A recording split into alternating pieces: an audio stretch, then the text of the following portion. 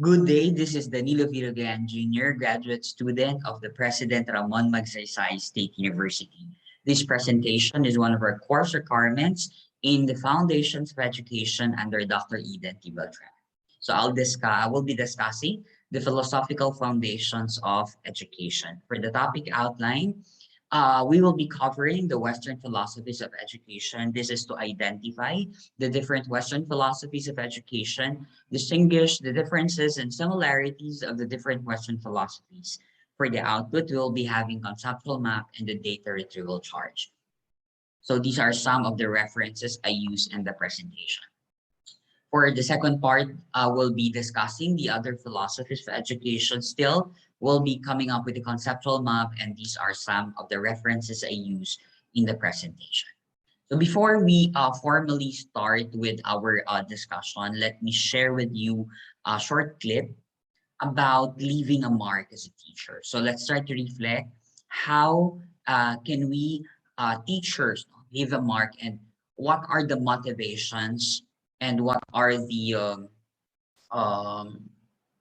what disturbed us positively to take this profession, to be part of the teaching profession.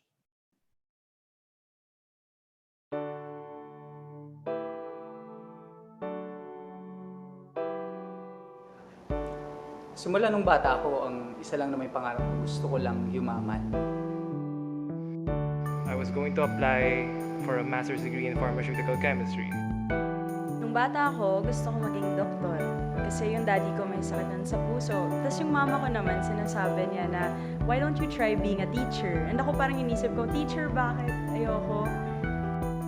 2 months before graduation, I decided to take the leap, committing 2 years of my life. Helping other people reach their potential might be a very good idea. So that's why I decided to become a public school teacher.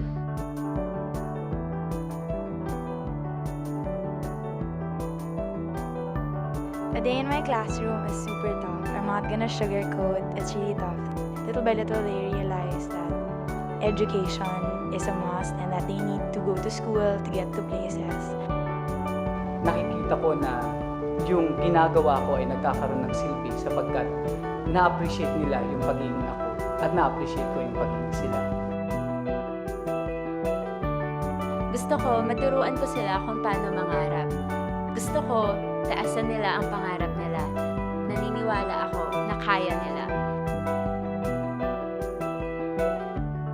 I want my students, more than math, more than CPK, I want them to know what is right and what is wrong, and I want them to do what is right. Nakita ko talaga na yung mga estudyante mismo ang magtutulak sa atin na maging pinakamagaling na sarili natin para sa kanila.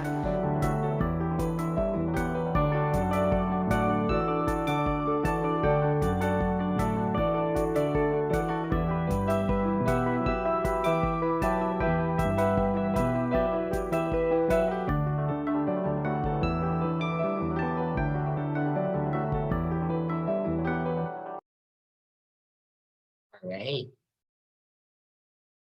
So you can see from you have seen from this video clip, no, the reasons, the motivations, and the philosophies, no, of these different young teachers, no, in the Philippines. And kayo, no, kung tatanungin kayo, paano kayo mag-iiwan ng marka sa buhay ng inyong mga mag-aaral at maging pag-iiwan ng marka sa mga komunidad kung saan po kayo nagtuturo o saan kayo belong. So ito ay isang tanong na sasagutin natin in this presentation. Kasi nakabase ang inyong motivation, nakabase ang inyong pananaw at pagtingin sa profesyon base sa mga filosofiya na inyong sinusundan at inyong sinosubscribe. So for this presentation, I'll be discussing, as I mentioned, some of these important educational philosophies. So again, let me share my slide.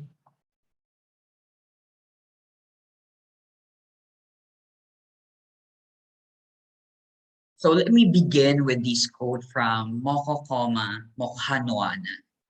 It says here to teach, learn, to learn, teach. So teaching and learning are two uh, important or crucial processes in the teaching learning process or in the educational setting or educational landscape. At habang tayo nagtuturo, tayo ay patuloy ding natututo. At kapag tayo natututo, kailangan bilang guro, bilang edukador, kailangan nating maibahagi ito. And yung ating pagbabahagi ng karunungan ay isa lamang sa napakarami nating gampanin bilang mga guro sa profesyong ito. So let me start with some of the Western philosophies. First, let's start with naturalism.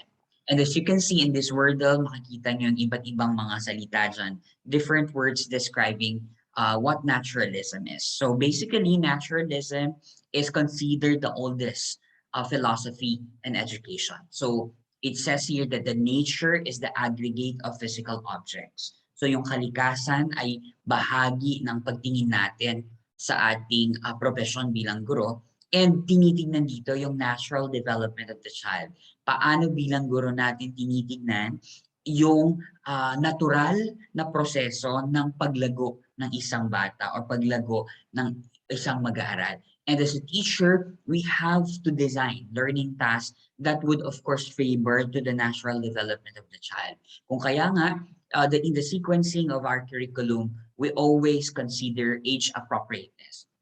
Hindi tayo naglalagay ng mga content na maaaring hindi kayang mag-grasp ng mga bata. So from grade 1, for example, to grade 6, ikinakalat natin yung simple to complex concepts because we believe that in naturalism, there is a natural development of the child. And there are some skills that are not yet fully developed, kaya kailangan natin ilagay ito sa tamang grade sequence or sa tamang grade level in our curriculum.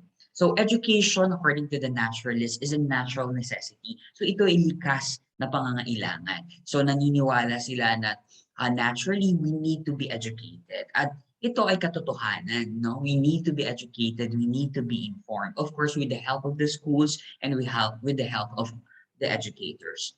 So it also involves human development and growth. No, we mentioned that earlier. So we have this subject, child and adolescent psychology.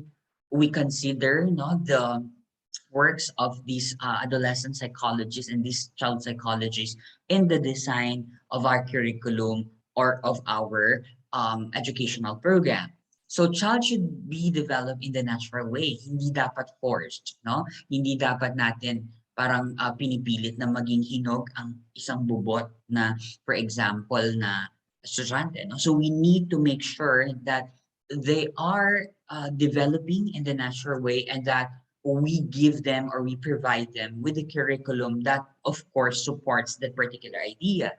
So we also preserve the natural goodness of man and virtue. Naniniwala ang mga naturalists na may likas o natural na kabutihan or kabaitan ang isang tao. And so we need to also make sure that we enhance or we develop these virtues and values that they have. So these are actually some of the naturalists: Thales, Anaximander, Anaximenes, Leucippus, Democritus, Epicurus, Lucretius, Thomas Hobbes, and Herbert Spencer, who did a lot of work regarding naturalism and he contributed to this educational philosophy. So as you can see, we give or we provide the children or the students, their understanding of the nature. And of course, we give them activities that would favor to their natural development and the natural growth. So you can see here, the teacher is teaching some concepts and they are exposed in the field. They are exposed in the natural setting. They are communing with nature in this particular area, in this particular setting or this particular picture. And this is very important that most of the times we give them the sense of the natural world.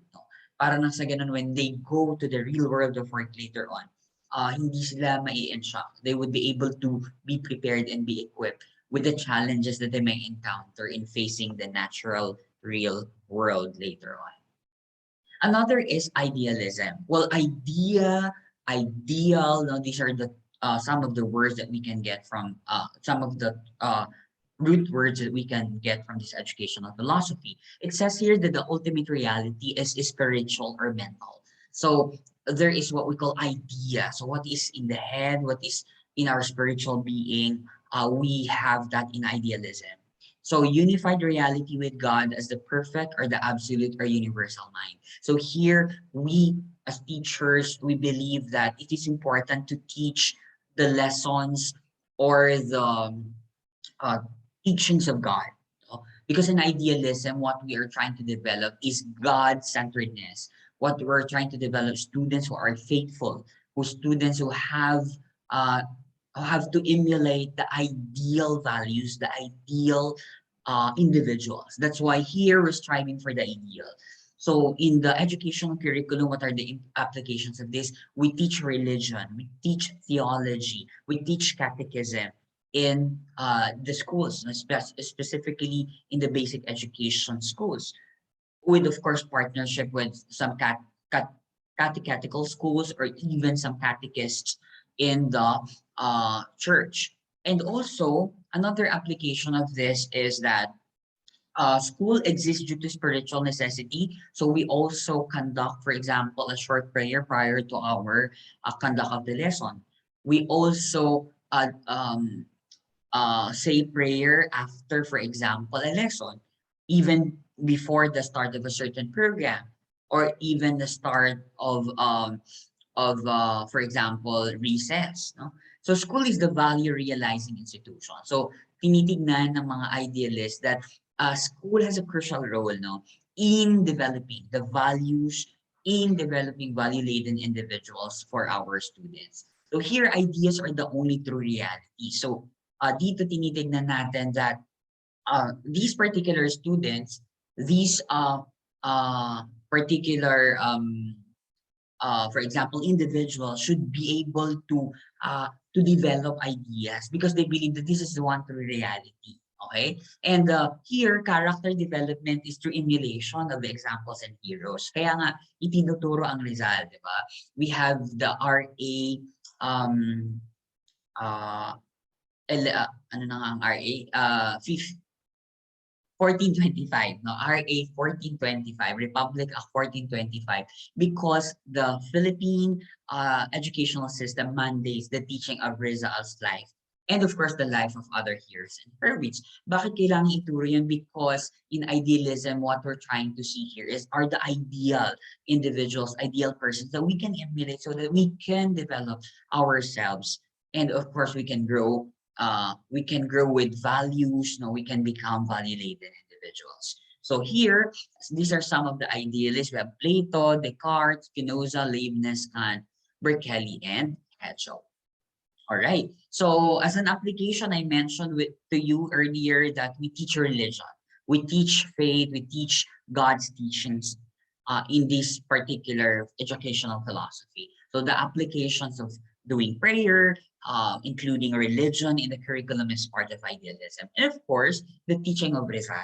Of course, you know that Rizal is just one of the many national heroes in the Philippines. And we can emulate a lot of values, a lot of story. We can learn from their stories. We can learn from their experiences as heroes and heroines. Okay, so here you can see that students are in a prayer session, and that is one of the aim of the idealist to be able to develop a sense of faith, a strong faith to the God Almighty. Okay. Another educational philosophy is realism. So what is real? What is realistic? So here, the object exists independent of the mind. So realists compared to idealists, you'd want to see not just idea, but what is real? Ano yung katotohanan? Ano yung nakikita? What are the tangible things? What are the things that can actually be observed through our five senses? So here, we have to be rationally real.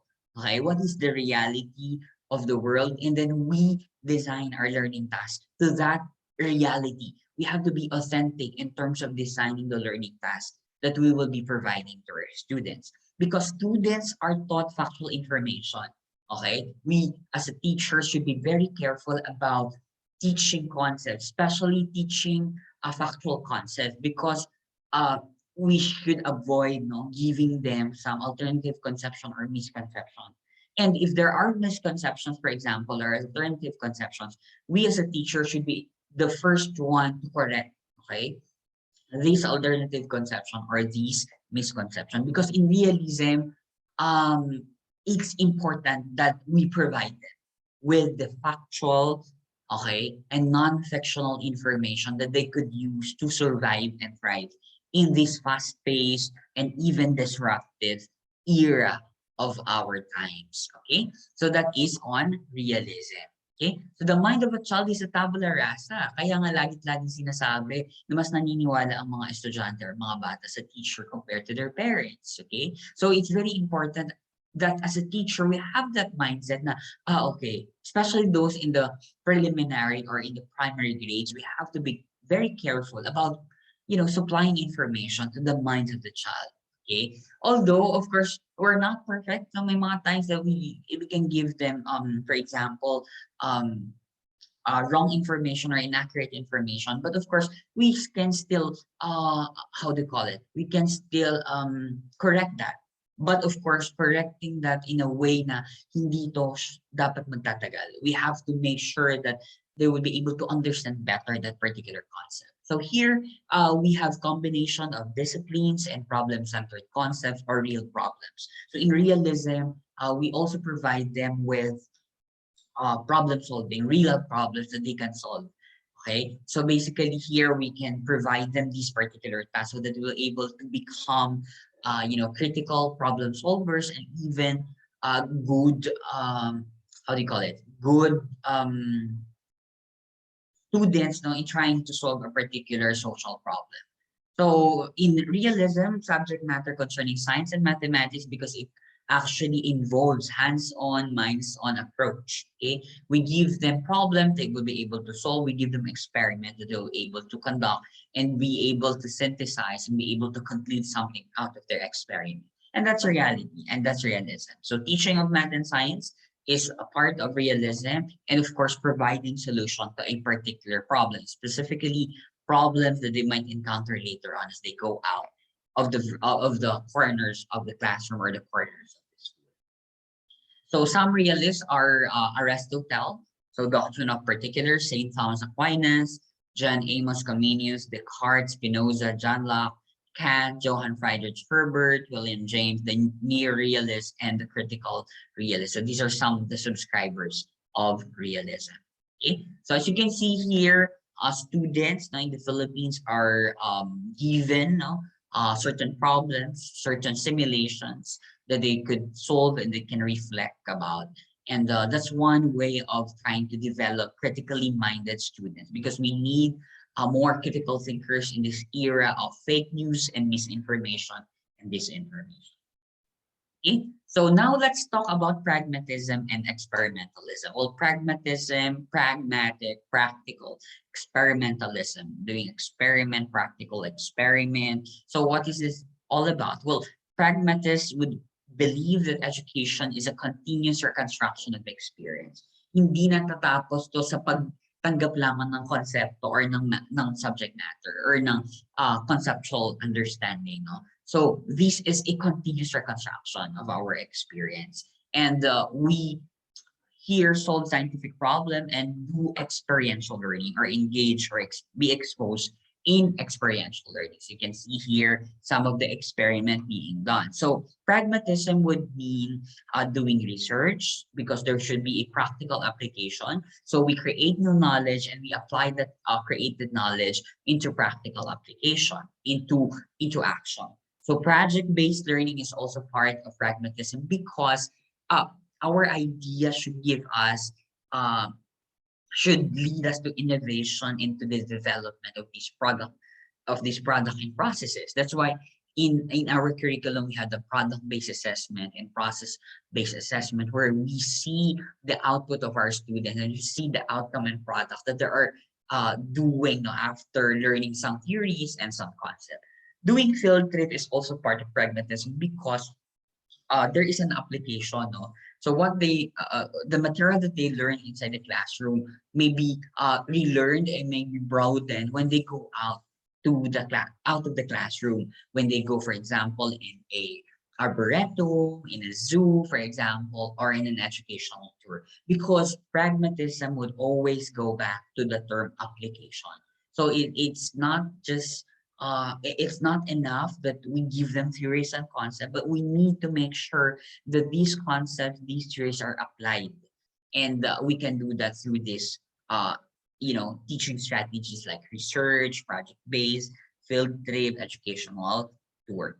Because in pragmatism, knowing is the result of experience based on the scientific method.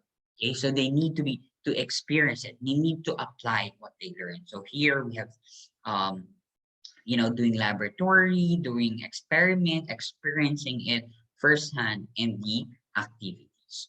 Okay, that's why laboratory experimentation, doing research is part of our pragmatism. And as you can see, just to compare idealism versus pragmatism, sabi ng idealist, dude, I have so many ideas that would revolutionize life on Earth and bring awesome to mankind. But pragmatists would say, how about you just take out the garbage and do the dishes for one? So this is very idealistic. This is just ideas. No? These are not tangible. Okay, nandito lang yan eh. But of course, pragmatists would think another way, would think other way. So hindi dapat nandito lang. There should be an action. Kailangan ginagawa. Okay? So as a teacher, ano yung mga itinuturo natin konsepto na pinagagawa din natin so that we'll be able to understand it better. Okay? So the application part of our lesson plan is actually subscribing to the pragmatic view of education. Okay? Apart from pragmatism, we also have existentialism.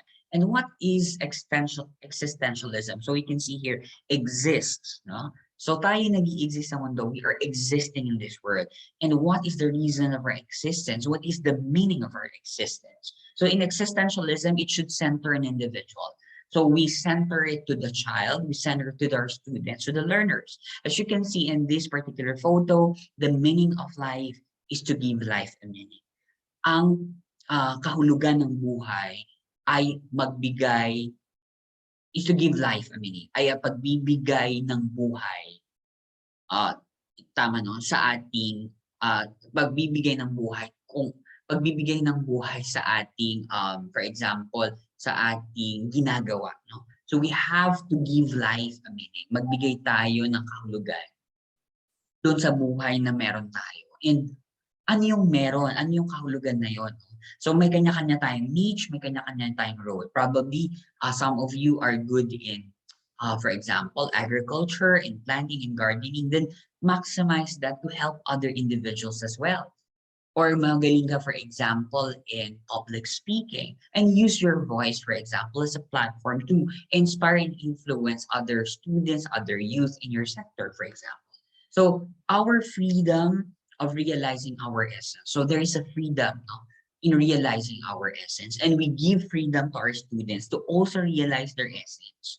So on the basis of his or her personal decision or choice. That's why as teachers, some of us probably are existentialists. For example, you're giving a short activity, for example, a writing activity, and you'll be able to, for example, they will have to write an essay of a minimum of 300 words, and you give them 3 topics to choose from. Okay, you give them 3 topics, and they have to choose one topic from these 3 choices, and that's part of existentialism.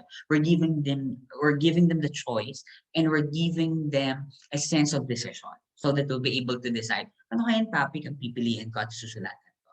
So, hindi lang naman yun sa writing, meron din yan, for example, sa math problems. For example, you give them, for example, 10 math problems, and you'll be able to, you can say to them, okay, choose 6, for example, problems out of them that you'll be able to solve. And that's part of giving them the freedom, no? And more than that, of course, more than that, you give them the sense of choice and the sense of freedom in the educational setting. You get to hear their side, you get to listen to them in the design of your assessment, in the design of the learning outcomes, and even in the design of the pedagogical cycle or in the overall teaching learning process. So these are some of the existentialists. We have Soren Kierkegaard, the father of existentialism, Martin Heidegger, Jean-Paul Sartre, Friedrich Nietzsche, Blaise Pascal, Martin Buber, Miguel de Unamuno, and many others. So these are some of the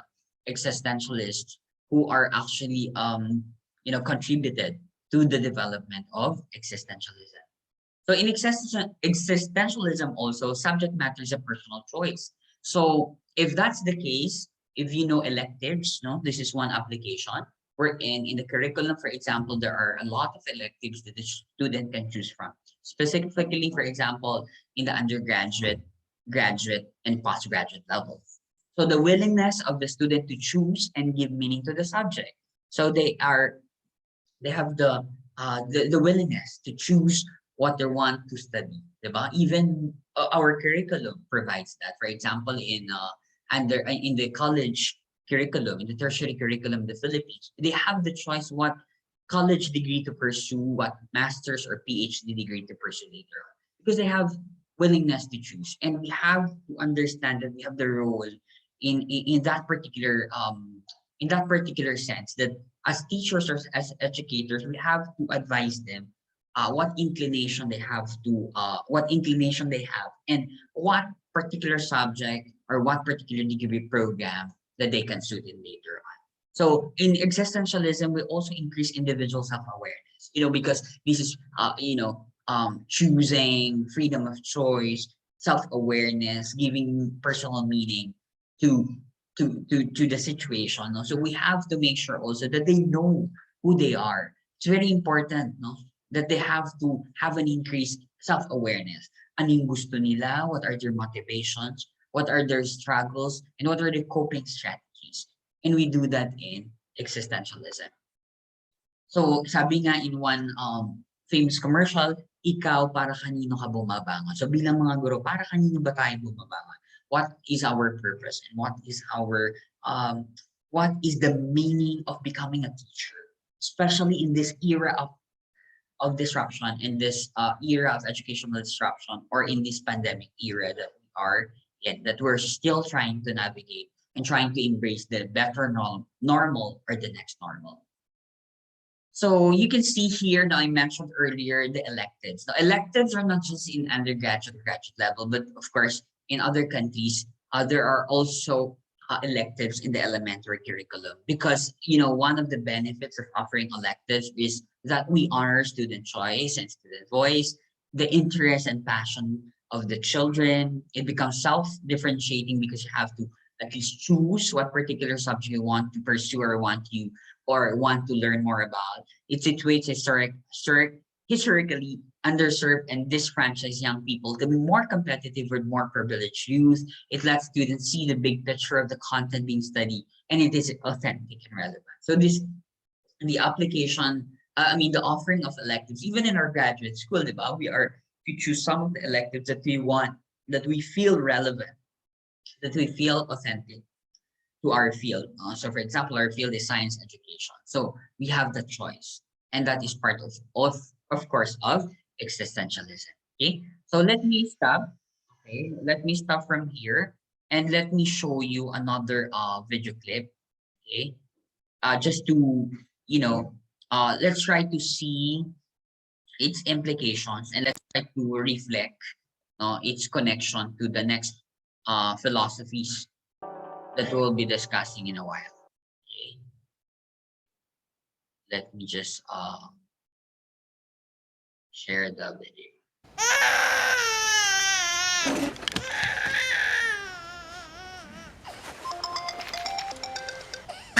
แม่ลูกตื่นมาแล้วร้องใหญ่เลยอะแม่ สงสัยหิวนม นมใช่ไหมอะแม่ เปิดการ์ตูน โอเคการ์ตูนนะลูกการ์ตูนแม่ลูกไม่ได้ติดการ์ตูนลูกติดแม่โอเคไหม งั้นเอางี้ อ้าวลูกคุยกับแม่หน่อยนะคุยกับแม่ จ๊ะเอ๋แม่อยู่นี่ไงลูก เห็นแม่ไหมคะจำกันไม่ได้จ๊ะเอ๋มัมจริงจังเลยปังเป่งปังเป่งปังเป่งปังเป่งปังเป่งปังเป่งนี่โอ้ไม่ร้องนะลูก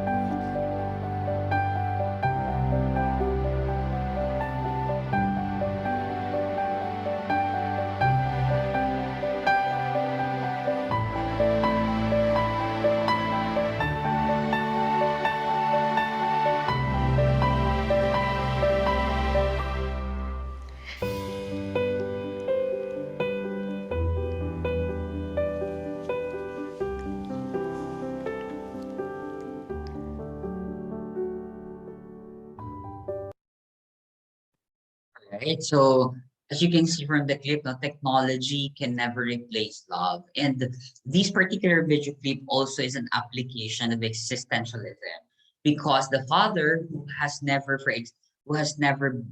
carried the baby was able to choose to carry the baby so that he will be able to the baby will be able to stop from crying. And that is actually one of the many application of existentialism. What are our choices, no? Ano yung mga pinipili natin? Ano yung mga pinipili natin sa araw-araw?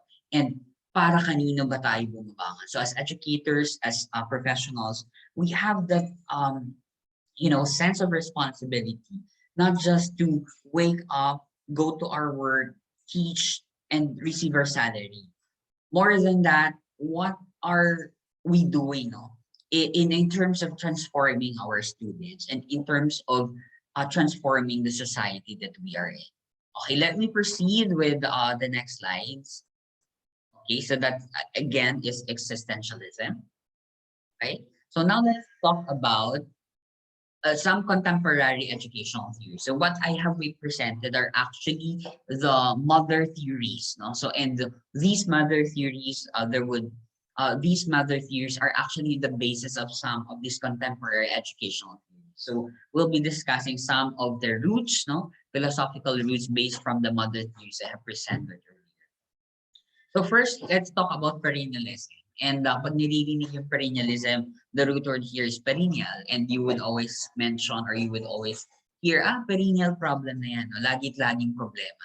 So lagit-lagi, no? So always happening or always occurring. So what is perennialism in the context of educational philosophy? Well, principles of education are changeless, permanent, or perennial. So naniniwala ang mga perennialists na hindi nagbabago, permanente, at lagi-laging yun ang katotohanan. So ito yung mga professors or mga instructors or mga teachers ninyo na, for example, yung gamit pa nilang, for example, libro in the past 30 years ay ginagamit pa rin nila hanggang ngayon because they believe that this information, that particular concept or matter or subject matter is not changing, okay? It's permanent and it's relevant until today. So great principles repeat as they say. That's why the teaching of humanities is part of this, teaching of history. So yung history, yung kasaysayan na naganap, for example, 50 years ago, for perennialists is still very relevant. And we can draw some reflections, we can draw some experiences, we can draw some insights out of this information. So in perennialism, we train the intellect. So sinasanay natin yung ating mga skills, no? The moral development as well. At meron tayong emphasis on enduring ideas. So nandyan tayo yung we practice, no? Kaya nga may mga drills tayo because we're trying to train the intellect of the child or the intellect of our student. That's one of the applications, one of the many applications of perennialism. So sabi dito, education is not a replica of life, but a preparation of it. No, hindi sila naniniwala that education is life itself, but it's actually a preparation. And personally, I believe in this particular concept because we're trying to prepare our students to the life ahead, to the future ahead. No? Now that we are developing a future-proof, future-ready students, we need to make sure that we give them relevant education or quality instruction that we could help them, survive these innovations that are happening in our global society at present. So basic subjects that acquaints world's permanencies, like the great books or the Bible. So the use of Bible, for example, in teaching, in education, is very important. No? So napakahalaga yan and marami tayong matututunan. Sa Bible pa lang, there are a lot of lessons that we can learn from, diba? And we teach that. No? We teach these particular lessons. We call or we lift some of these Bible verses or Bible stories, we put it or we inject or integrate it in our lesson. And that is part of perennialism. These are perennial concepts. These are changeless. These are permanent concepts. Until now, we are teaching them. Okay? Ideas in the past are still being taught because they are significant. Yun yung sinasabi ko. Teaching of literature is also an application. Teaching of humanities, teaching of history. No? Sabi nga, ang kasaysayan ay napakahalaga.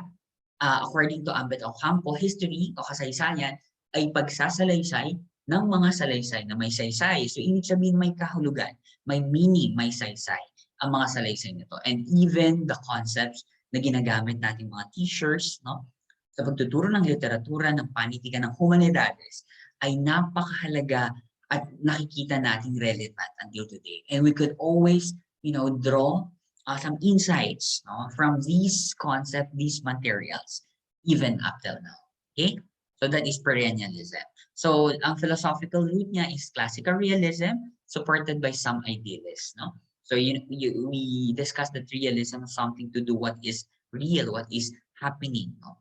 While some idealists we just have a mental and spiritual concept for a particular situation. So philosophers often cited are Aristotle and Aquinas, and the principal proponents are Robert Maynard Hutchins and Mortimer J. Alder. Okay, so here you can see here, the teachers teaching the students with the perennial concepts, the permanent, the changeless concepts here in this literature class, in this humanities class. Okay. Now let's talk about progressivism, progress of the child. So ano ang laman ng progressivism? Well, in progressivism, change is the essence of reality. Okay? So may pagbabago, may progreso. At bahagi ito ng pananaw natin bilang guro na hindi lang tayo mag-i-stick sa traditional or conventional way. Okay? We have to have a progressive mindset. We have to have a progressive way of teaching. Because education is always in the process of development. Nagbabago. What is new today may be obsolete tomorrow. Kung ano yung mga itinuturo nating konsepto ngayon, maybe not so important in the coming years to come. So we have to make sure that we update, as a teacher. We have to have a progressive curriculum, that we update, we review our curriculum, and we include important concepts na kailangan matutunan ng bata. At bahagi din ng progressivism, ang learning by doing. Okay? We expose the students by creating, for example, a certain product and by creating their outcomes. Okay? So continual reconstruction of experience is also progressivism. We expose the child, they reconstruct their experience, they modify that particular experience and learn better. This is the process of learning, unlearning, and relearning. Okay? And of course, in progressivism, we are after the interest of the child. As progressivists, kailangan tinitignan natin ano bang interesante para sa mga estudyante. What particular activity shall I design to be able to make sure that all of my students, across different multiple intelligences will be able to enjoy the activity. Kaya nga meron tayong differentiated instruction. This is another application of progressivism wherein in differentiated instruction, we give several tasks that subscribe to several multiple intelligences of our students. So it's important, at the start of our teaching or prior to the start of the school year, if we already meet our students na magbigay tayo ng inventory of their interests so that would serve as a guide later on for us teachers to be able to design learning tasks and learning plan na pwede natin maibigay sa kanila. We have to be very flexible. Yung learning plan natin, for example, na last year and then may bago tayong mga estudyante, kailangan i-modify naman natin because of course times are changing. Lalo ngayon that tapos na nating maturuan, so probably the students that will be teaching are no longer the millennials. Okay? But the Gen Zs, pero parang hindi na after the Gen Zs, nandiyan na yung Alpha generation. And we have to make sure that the Alpha generation, these are digital natives, are taught in the way na expose sila sa mundo. And yun ang challenge sa ating mga teachers. How can we remain relevant and interesting in this era of technology and ICT? So learning through problem solving is part also of progressivism since they are trying to expose to learn by doing. Okay? So education should be life itself rather than preparation for living. Ito ay kabiling-tunaan sa mga tawag dito perennialism. Sa perennialism kasi it's a preparation. But for progressivism, it's life itself. Ito ay ang edukasyon ay buhay. Okay? And it encourages cooperation rather than competition. So we're teaching our students to have collaborative skills. We're teaching them to cooperate, to collaborate, to work together as one, rather than competing. Although there is a healthy competition that we're saying, but of course we're trying here to develop a culture of collaboration, cooperation through group-based activities, through group dynamics, and a lot of learning tasks that requires groupings or requires at least teaming up or team up. Okay. So what is the philosophical root of progressivism? Well, that is pragmatism. So practicality-wise, experimentalism, as you can see, there's also doing experimenting and learning by doing. So philosopher often cited is John Dewey. The principal proponents are Francis Parker, William Hurt Kilpatrick, John Charles, and Boyd Bowen. Okay, so that is progressivism. You can see here, the students are very active in participating in the class discussion by raising their hand because they want to engage, they want to be, they are interested.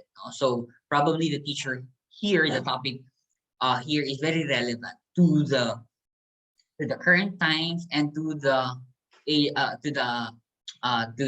students per se. So they were able to recite and they were able to give their answers because they're interested in the class that they're in. Okay. So let me pause for a while and again, I'm going to show you a short clip and let's try to reflect, okay, from this short clip and its application or educational philosophies that we are discussing. Okay. So let me go here.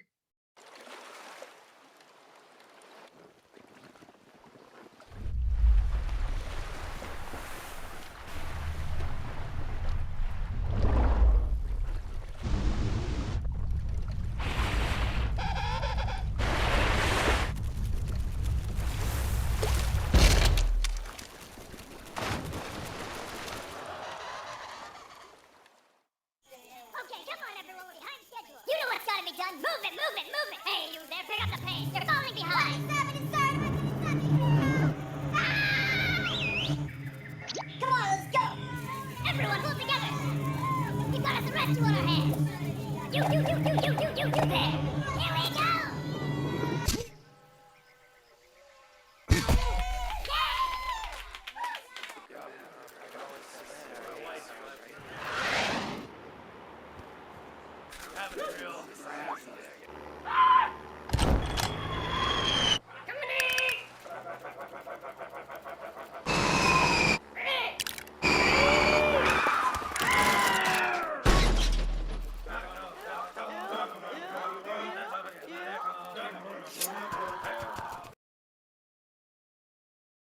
All right, so you can see it's smarter to travel in group.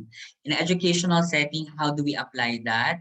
It is actually wiser and it's actually healthier to actually collaborate, to actually cultivate collaboration and cooperation among our students. And we could do that by subscribing to the activity-based, group-based activities, groupings or teamwork, in the designing of our learning tasks and even assessment to our students. Kaya nga meron tayo, di ba, group task, group assessment. It's very important once in a while we do that because it does not only develop collaboration, cooperation, but of course it gives a sense of community among our students so they'll be able to learn better together. Okay, now we talk about another educational philosophy. It's called essentialism. And you can see the root word here, essential. What is essential? During the pandemic, nauso yan, essential ba ang lugaw? Diba? So basically, essential something to do. Is it crucial? Is it important? Is it significant? Is it indispensable? So there are essential concepts in our educational setting that are very important for the students to be able to learn. And you already heard this, the 3 R's: reading, writing, and arithmetic. Pagbabasa, pagsusulat, at pagbibilang. And these are the basic foundational skills among our students that need to learn so that they will be able to grasp the more complex later on. So what are the essentials? So this is the question that essentialists are trying to answer. Okay. back to basics is very important. These are basic skills, but it's important. It's important for foundation. It's the rudiments of higher academic learning. So basic or core skills. So the offering of core subjects, for example, in the senior high school, and even in the graduate program, we have core subjects. We have core courses. Na at itong mga core na to ay napaka-importanting makuha because critical sila as we go in a higher echelon of our learning. So the basics are reading, writing, speaking, and the ability to compute. And we've been saying a lot about macro skills, no? So English teachers and even language or Filipino teachers are fond of saying macro skills. Even science naman there are, but we call it science process skills. These are core skills. These are basic skills that our students should be able to learn. So what are these macro skills? So we have the reading, the writing, the speaking, the listening, and now the fifth one, very important macro skill is viewing. That's why as you observe, no, may mga pa-short clip ako because it's very important to also have this macro skill to develop that. No, as a teacher, please, no, can also integrate at least short film viewing, short clip showing in your discussion so that some of their senses would be able to be activated. So learning involves hard work and essentialism. So sinasani natin or binibigyan natin ng importansya ang hard work. So according to essentialists, hard work is very important. Okay, and in learning we have to give them the avenue to cultivate that particular hard work. And also essentialism is often unwilling application. Although sometimes unwilling application siya that requires syempre hard work. So kailangan matimo, no, or inculcate sa bata na learning should involve hard work. Kailangan may mga challenging activities din tayong pinagagawa sa kanila so that they'll be able to strive and persevere and persist, no, sa kanilang mga ginagawa. And initiative should lie with the teacher. So essentialism is something to do with teacher-centered philosophy. So it's a prescribed subject matter. Nandyan yan. Ito, okay, for example, no, sa elementary, naka-prescribe na yun eh. Sa, even in high school, junior high school, and senior high school. But for the college, although there are prescribed subjects, meron din mga electives. Ayan yung sinasabi ng existentialism. But for essentialism, okay, ito yung mga kukunin mong subject. So traditional methods of mental discipline, memorization, drill, no, very important yan. So pag nag-drill, for example, sa math drill, grammar drill, so bahagi ito ng essentialism. Okay? Now, philosophical root of essentialism is that it is compatible with variety of philosophical outlooks. No? So educators and idealism support it as well. That's why there is a sense of hard work, memorization, and meta-idealism. So philosopher often cited is Hermann Horn, and some principal proponents are William Bagley, Michael Dimashevich, Henry Morrison, Thomas Briggs, Isaac Kandel, and Ross Finney. Okay, so here you can see that there is a child writing with his mom. Okay, and this is a basic skill that a student should be able to learn, writing. Not all has the gift of writing, but we have to strive and develop that particular skill because as graduate students later on, we'll be using that also in writing our theses or even our dissertations. Okay. Now we go to reconstructionism, reconstruct. Okay. So what are we reconstructing? Well, reconstructionism is also known as social reconstructionism. And as you can see, the big word here, social. So in reconstructionism, we have this idea that there should be a social change. May pagbabagong magaganap sa lipunan. There should be a transformational social change. So it's a true successor of progressivism because in progressivism, diba, we're trying to make sure, we believe that the society is constantly changing, okay? And reconstructionists would agree that there should be a social change, that we need to reconstruct, we need to regenerate, okay, our society. So the chief purpose of education is to reconstruct society in order to meet the cultural crisis. There are a lot of societal upheavals. As mentioned recently, we have an education crisis as well. Cultural crisis in terms of diba? The rights of our IPs, the indigenous peoples, and the ancestral domains that they're fighting for. These are issues in society, and the education has a role, okay, a very important role to be able to reconstruct society, to be able to influence the future generation to do a course of action. Okay, that's why in reconstructionism, in designing, in designing our lesson plan, for example, or in a curriculum, if we are a reconstructionist, there is an integration of social realities. Okay, so social reforms and social order and rebuilding our society. And we give them also some case study to do, like if you were the president, for example, a community leader, what should you do in this particular issue, in this societal issue? And that's very important. The teaching of social sciences, Araling Panlipunan, o dating Geografiya, Kasaysayan, at Sibika ay aplikasyon ng reconstructionism. Because we're teaching the child to be ready also, no, to contribute towards societal change, to contribute to community development, to contribute as a social organism in making sure that we are attaining or achieving our sustainable development goals. Now that we have our 2030 UN Sustainable Development Goals, apart from the ambition natin 2040 to have matatag, maginhawa, at panatag. So in reconstructionism, we enact a program of clear and precise social action. So we do social action. We go to the community, see it for ourselves, conduct needs assessment of what particular needs that the community should be able to,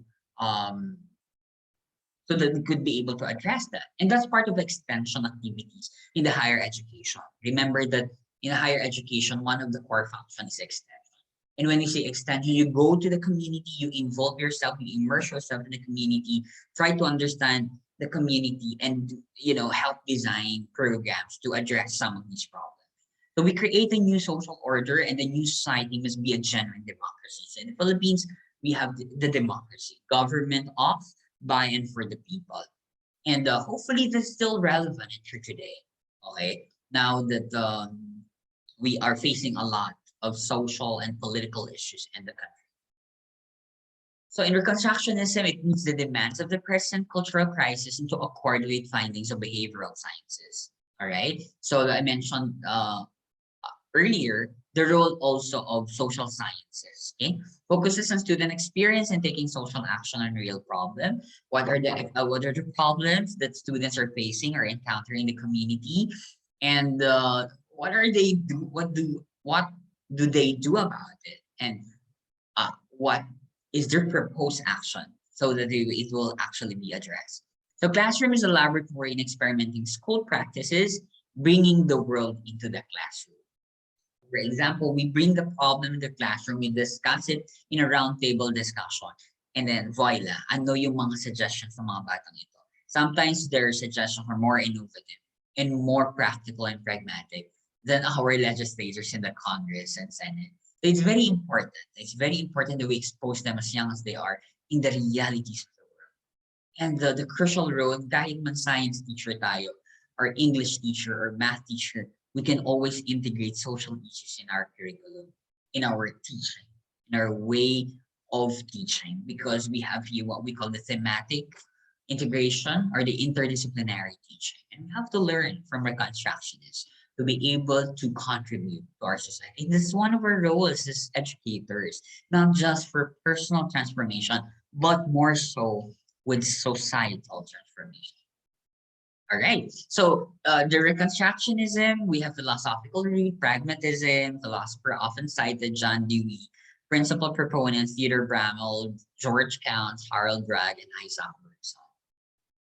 So here, now we expose them in a community outreach, community work, community development activities. This is one of the many activities that you could actually design, and you could actually expose your students. Now that we are also considering the limited mobility due to the pandemic, and gradually later on for the limited in-person activities.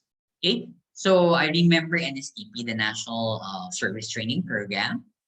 That is also one application, the higher education level of reconstructionism, because we have the community work, tama ba? Community Work Training Service, CWTS. We also have the literacy training service, especially for education students who will be able to teach kids in the street, for example, and the ROTC, no? Later on for the needs of the country to defend our sovereignty and territory. So we're done with reconstructionism. Now we go to constructivism, to construct, okay? And one of the philosophical underpinning of the K-12 curriculum is constructivism, because here reality does not exist outside of human conception. Okay, so the reality is based on what we have experienced as an individual. So the individual who constructs reality by reflecting on his own experience and gives meaning to it. I remember experience thou is the best teacher. Experience is the best teacher, but I believe that experience alone cannot teach you something.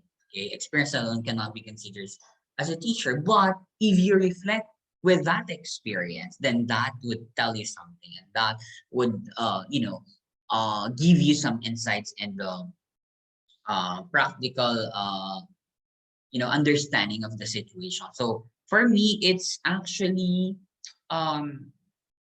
reflected experiences as the best teachers. You can see here, we have to reflect and give meaning to our experience so that we'll be able to learn better. So we adjust one mental mode to accommodate new experience. So construct. So constructivism has something to do, okay, meron tayong na-experience, tapos may bago tayong na-experience ulit, we can actually modify, we can actually adjust, we accommodate each new learning. And of course, we construct new ideas. And the K-12 curriculum, one of the roots, philosophical root is constructivism, because spiral progression din ang ating curriculum. That means from simple to more complex concepts. So constructivism actually features student culture. So after, we're very multicultural in terms of education, student experience and background. So we can actually capitalize on that. That's one of our authentic way of teaching. Their active engagements, as well as they construct their new ideas together collaboratively, and of course, cultivating the 21st century skills. Student perspective is very important to also see that. And the one feature is also to address some misconception, alternative conception. Student constructed, student created, the new knowledge, the products that our students are creating as part of constructivism. And of course, we expose them to problem solving. Okay. Now we go to behaviorism. Behavior, diba? So, well, in behaviorism, human beings are shaped entirely by the external environment. As a teacher, nag-aayos tayo ng ating classroom. We decorate the classroom, we make sure classroom is clean and neat. Pagpasok ng bata, at makita niya napakaayos ng kanilang classroom, the behavior will be modified. At sasabihin niya, ay, hindi ko ito gugulin, or hindi sila maggulo. Okay? Pero kung magulo ang classroom, on the other hand, what do you expect from your students, diba? So they can be shaped entirely by the external environment. So we have to make sure that our classrooms are conducive for learning. Diba ngayon, we have virtual classrooms. We can also do that. No? So make sure that our virtual classroom is also in place. Okay? So gradually, magkakaroon ng face-to-face limited in-person classes. Then, of course, we have to, make sure that the learning environment is okay and conducive for learning. So the only reality is the physical world. Yung nakikita natin sa ating paligid, okay, at pwede tayong ma-influensyahan at pwedeng ma-influensya ng mga estudyante natin sa paligid na kung saan meron sila. Okay? This is part of behavior modification. We give rewards to those who are doing well and punish for those who are doing misbehavior. And as a teacher, there are a lot of strategies in addressing misbehaviors. We have to be very careful in addressing this misbehavior. That's why we have our classroom management courses, wherein we are being taught of how and what is the best or effective way of, addressing these misbehaviors. Okay, so you can see, okay, this is behaviorism. The teacher is trying to confiscate the cellular phones, whom the teacher believes that it actually could hinder them from learning better, from learning the material more effectively. Okay. All right, now we go to nationalism. Well, nationalism, root word here, nation. Okay, so we have to have a passion. We have to have a love for our country, our nation, the Philippines. So here, the creation of common language. So we have the wikang Filipino. Ayan. So wikang Filipino bilang pambansang wika ng ating bansang Pilipinas. At ang paggamit nito, ang pagtuturo nito sa ating curriculum, bahagi ng pilosopiyang ito. Teaching of the principles of democracy and duties of citizenship ay bahagi din ng nationalism. That's why meron tayong panatang makabayan. Diba? Pag-awit ng lupang hinirang at ako ay Pilipino. Bahagi ng pag-rekindle natin ng ating sense of nationalism. The principles of democracy and of course, the duties that we have as citizens. So ano mga ginagawa ng mga eskwelahan that subscribe to nationalism? So makikita nyo rito mga pagdiriwang ng buwan ng wika, ng buwan ng kasaysayan, ng ASEAN celebration at ng ilan pang mga programa na maaaring makakultiba or cultivate ng ating sense or culture of patriotism and nationalism. Okay? Now we go to humanism. Being human. Tayo ay tao. No? Sabi nga nila, madaling maging tao, pero mahirap magpakatao. And we also have what we call the soft and the hard sciences. Okay? And one of the soft sciences is the humanities, no? The arts. At kami bilang mga science teachers, for example, how can we humanize science and make it science for the public or science for the people? So hamon sa amin yun bilang nasa hard sciences. Okay? Although we can consider din naman as soft sciences since education naman is education naman, social sciences are soft sciences. No? But of course, in humanism, education is a process. It should not be taken abruptly. Proseso ito at hindi dapat ito pinipilit at minamadali. So it's unfolding of human character precedes the unfolding of nature. And more on methods which include team writing, pagsusulat, no?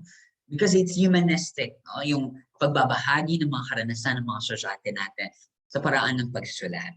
The reflections actually. So making the most of your life. No? This is also part of humanism. For those who are teachers that they believe na live life to the fullest, mabuhay ka hanggang kasokdulan. And you are a humanist by that. And for example, science, math, or English teacher ka, but you're fond of, integrating the personal experiences of your students in the discussion or even in writing, then yeah, that is humanizing the subject matter that we're teaching. Okay? So importance of playing the curriculum, the game-based learning strategies, the gamification, no? These are application of humanism. Lalo ngayon nauusa mga Android cell phones, we can maximize in this new normal. We have maximized the use of mobile technology for our students, the use of applications for our students, a part of humanism.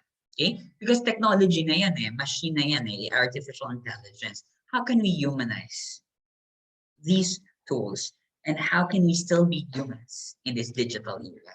Okay, so these are some questions that could you could reflect from. So the table that are being shown is one of the data retrieval chart that I mentioned earlier in the intro, in the topic outline. So I already made this. I made this based from the reading that I had. So this is philosophical basis of K-12 curriculum, and as you can see, for constructivism, the justification is that because K-12 actually implies spiral progression, and that is constructing simpler to more complex concepts. Learners continuously reflect their experiences. There is a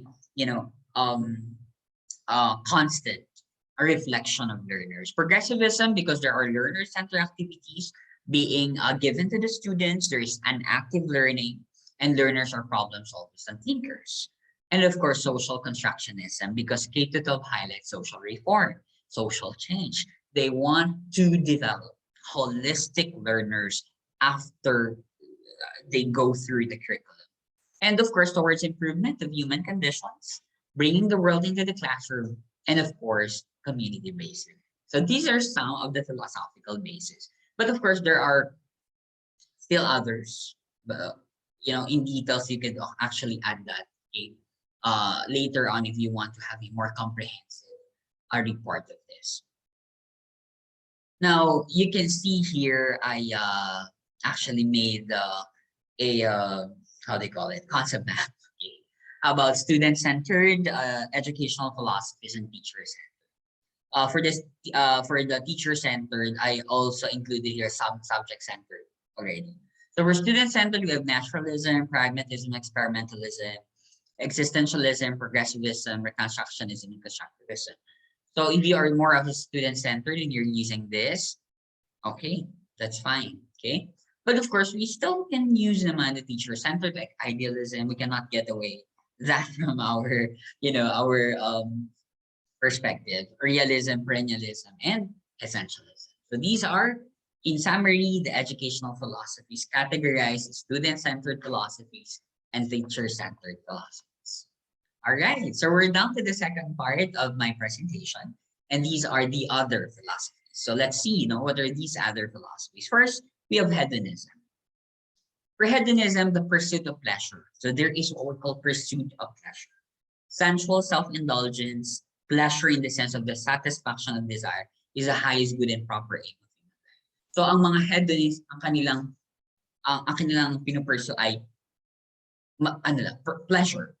Okay? Kaya kapag may threat sa kanila, for example, nag-threat ang parents, isusumbong kita sa, for example, sa supervisor at papatanggal ko yung lisensya mo kasi ang baba ng binigay mong grade sa anak ko. Anong gagawin ng isang hedonist? Well, tataasan niya.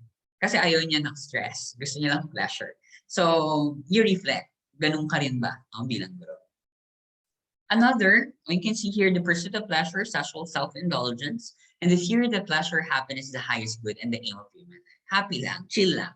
Yung mga teachers na gano'n. Yung mga chill lang, happy lang, no stress. Ganyan. Empiricism. Okay, empirical evidences, through senses, diba? We gather information or gather evidence through our five senses: sense of sight, hearing, feeling, listening, and sense of taste. Okay, and it says here that knowledge comes through the senses. So if you are subscribing to empiricism, you design learning tasks that actually can cultivate or can use several senses. No, these several senses that our students, the students have. Okay. So what is the difference between rationalism and empiricism? Well, for empiricism, knowledge is based on experience and experimentation because we need to gather empirical evidence, and that can be done through experimentation and through the experience. Rationalism based on the use of reason or logic. Rationalism or idealism. Nandiyan lang yan. Experimental science is the paradigm of knowledge because in empiricism, we have our scientific method. While mathematics is the paradigm of knowledge. Computation using your mental acumen, right? Experience and experiment rarely, if ever, produce certainty. While here, relation to genuine knowledge is certain. Some empiricists believe that mathematics can be certain, while relation to experience does not produce certainty and does not confirm the reason. Thus, experience is at best second-class knowledge. Empiricism has something to do with there should be a product of experiment, okay, or experimentation. Well, for rationalism, they're just okay with the use of reason or logic. Now we go to liberalism. For liberalism, blank state of individual experience. So willingness to respect or accept behavior or opinions different from our own. We have to be open to new ideas. As teachers, I know we have that attribute that we are open to new ideas. That is why we have our class observation. We listen to our superiors, we listen to the supervisors, and we integrate the suggestion recommendation that they have for us to better our teaching. Marxism. For Marxism, it promotes socialism, all for all. Karl Marx, diba? Pantay-pantay. And we can see that as a teacher, we have to also promote socialism in our classroom, although we cannot avoid having favoritism, but you should not be vocal about it. Okay? Consciously, meron talaga. But of course, we should not be vocal. For example, pipita ang aking paboritong estudyante, pakibura ang nakasulat sa Pisara. I don't have to say that because there is a big impact to that to the other students. Conservatism. For conservatism, we conserve and preserve cultural heritage. Diba? So in conservatism, we are, we make sure that we, appreciate, we preserve the natural cultural heritage that we have in our country. And we teach them, we teach the students how to conserve and how to, to preserve these important cultural, rich cultural heritage that we have. Theistic realism. Well, theistic realism actually is similar to realism, but God is the central. God is in the core. In realism kasi, diba? What is real? Okay. What is what are the tangible things? But here it's similar. However, God is the core. God in the core, in the core aspect. And here we believe that there is an existence of God. So for those who are subscribing to the idea of philosophy theistic realism, they believe that God is in the core and that God is existing even without seeing or touching it. So totalitarianism has something to do naman with the total dependence on government. And how can we apply this? There is what we call educational assistance, educational subsidies. This is just some of the applications. Our students are given scholarship or financial assistance. And this is one of the educational application of totalitarianism. Now that we have, for example, in higher education, the free college tuition fee act for the state universities and colleges, as well as for the local universities and colleges. Utopianism. Well, utopia, diba? The perfect society through education. We have that belief that education is a magical power that could transform our society into perfection. Although that's kind of impossible in a sense, for example, an overnight. But a little by little, gradually, the education will be able to shape a perfect society. And that is what utopianists believe. Okay, so that's part of utopianism. Epicureanism actually is for pursuit of quiet pleasure. Okay, kanina sa hedonism, happiness. Now we pursue happiness. In Epicureanism, we pursue quiet pleasure, abstaining from bodily desire, living a virtuous life, friendship, moderation in all things, knowledge, and living a temperate life. Even as teachers, the society has a lot of high social expectation from us. And if we are Epicureans, we're pursuing quiet pleasure. Sometimes in our social media, we just, okay, we parang, sa millennial term, we try to be low-key. As teachers, ganun din naman tayo. Very, lang tayo, low-key. Okay? All right. And then stoicism. Goal of life is to know your duty and do the right thing. What is your duty as a teacher? Ano ang pananagutan mo? Ano ang responsibilidad mo bilang guro? Stoicism is recognizing what you can and cannot control. You determine your reaction to a crisis, ignore people dominating their own negative emotion, and you master yourself and aim to be virtuous and learn to move on. As teachers, we have to recognize what can we and cannot control.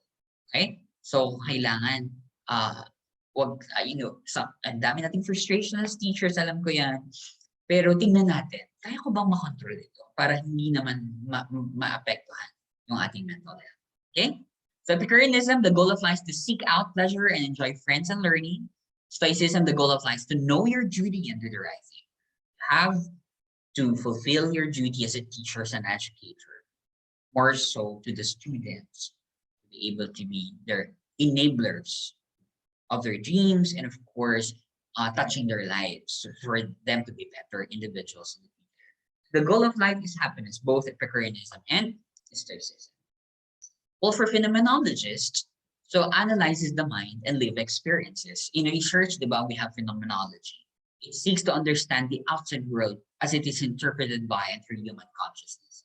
The experiences that we have as a teacher, we can actually share that to our students, and that's one way of inspiring and influencing them to do better and to be good.